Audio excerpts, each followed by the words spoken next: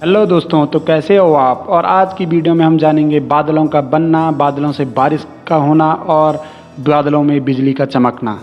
तो सबसे पहले दोस्तों हम बात करते हैं बादल कैसे बनते हैं और बारिश कैसे होती है। बादल का बनना प्रकृति की एक सबसे खूबसूरत प्रक्रिया है। सृष्टि के आरंभ से ही बादल वर्षा के रूप में मनुष्यों एवं जीव जंतुओं तक पानी पहुंचाते रहे हैं और इस पानी के कारण पेड़ पौधे और जीव जंतु जीवित रहते हैं। लेकिन क्या आप जानते हैं ये बादल कैसे बनते हैं, बादल कितने प्रकार के होते हैं और बादलों में पानी कहाँ से आता है। अगर नहीं तो आज के इस वीडियो में आप जानेंगे। साथ ही आप जानेंगे कि बादलों से बिजली कैसे चमकती है। तो दोस्तों सबसे पहले बात करते हैं बादल क्या होते हैं। बादल वातावरण में स्थिर पानी की बूंदों या आइस क्रिस्टल के बने होते हैं जो आकार में काफ़ी छोटे और हल्के होते हैं। ये हवा में ठहर सकते हैं।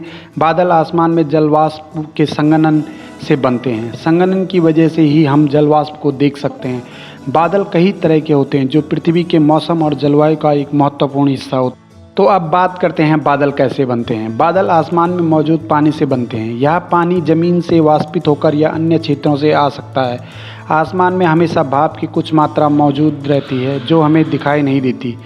बादल तब बनते हैं जब हवा का कोई क्षेत्र ठंडा होकर भाप को द्रव में बदल देता है। वो हवा जहाँ बादल बनते हैं जलवाष्प को संघनित करने के लिए पर्याप्त ठंडी होनी चाहिए। पानी हवा में मौजूद डस्ट, बर्फ या समुद्री नमक जिसे संघनन नाभिक कहा जाता है के साथ संघनित होता है।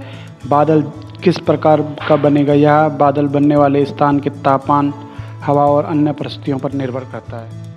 तो दोस्तों अब बात करते हैं बादलों के प्रकार के। मुख्य रूप से बादल 6 प्रकार के होते हैं। उच्च स्तरीय बादल जिन्हें हम हाई लेवल बादल कहते हैं, निम्न स्तर बादल जिन्हें हम लो लेवल कहते हैं, मध्य स्तर बादल जिन्हें हम मिडिल लेवल का कहते हैं, सीरस लेवल बादल जिन्हें हम क्राइस क्लाउड्स कहते हैं, और कुमुलस बादल जिन्हें हम कुमुलस क्लाउड्स कहते हैं, और स्ट्रेट्स बादल।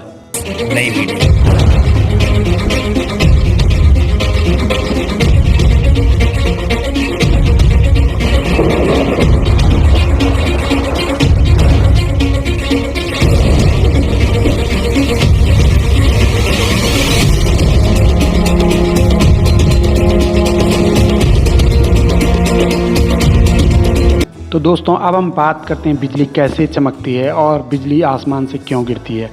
बादल के अंदर हलचल रहती है। बारिश के बादल में बिजली स्थिर चार्ज के रूप में मौजूद रहती है और बादल के अंदर की हवा काफ़ी अशांत होती है। बादल के निचले भाग में मौजूद पानी की बूंदें गर्म हवा का ऊपर उठने के साथ ऊपर की तरफ उस ऊंचाई तक पहुंचती है जहां अत्यंत ठंडा वातावरण उन्हें जमा देता है। इस दौरान बादल में ठंडी हवा का नीचे आना बर्फ़ और ओलों का बादल के टॉप से नीचे धकेलता है, जहां नीचे जाती हुई बर्फ़ और ऊपर उठता हुआ पानी टकराते हैं और इलेक्ट्रॉन्स आपस में अलग होने शुरू हो जाते हैं। यह सब बादल के धनात्मक और ऋणात्मक आवेश को अलग कर देता है, जिससे बादल का ऊपरी भाग धनावेशित और निचला भाग ऋणावेशित हो जाता है। जब धनात्मक और ऋणात्मक आवेश काफ़ी बड़े हो जाते हैं तब बादलों के अंदर इन दो आवेशों के बीच एक विशाल चिंगारी उत्पन्न होती है जिसे बिजली चमकना कहा जाता है। और जब बादल के निचले भाग पर ऋणात्मक आवेश अत्यंत बढ़ जाता है तब यह धरती पर मौजूद धनात्मक आवेश की तरफ जाना चाहता है, क्योंकि विरोधी आवेश एक दूसरे को आकर्षित करते हैं। ऐसे में ऋणात्मक आवेश का एक बहाव जिसे स्टेप लीडर कहा जाता है धरती की तरफ बढ़ता है। धरती पर मौजूद धनात्मक आवेश स्टेप लीडर की तरफ आकर्षित होता है, इसलिए धनात्मक आवेश जमीन से ऊपर की ओर बढ़ता है।